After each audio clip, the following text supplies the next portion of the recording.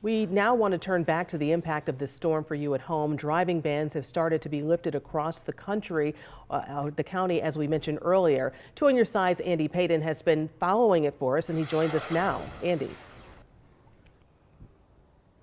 Well, Claudine, as you can see here, conditions are significantly better than they were just a few hours ago in downtown Buffalo. And you can see that right here on the roads. You can see pavement there. Just a few hours ago, this was mostly completely white over here. And right now, we're still under a driving ban in downtown Buffalo. As far as some of these other areas in western New York, take a look at this map here. This is the latest driving ban map. We want to show that to you again. As you can see, parts of the Northtowns now no longer under a driving ban as of 3:30.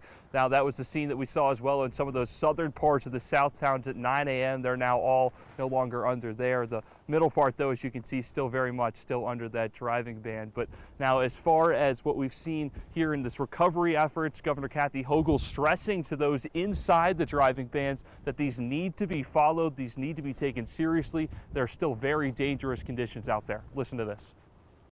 This is where people get stranded. This is where people can freeze in their cars. And while we've had very few incidences of this because we preemptively shut down the thruway and got the warnings out and the bans, a single incident like this of someone violating the rules and the ban can cause a real problem. And again, for our first responders to be taken off of their jobs and have to go dig out a truck who should never have been on the road in the first place is frustrating.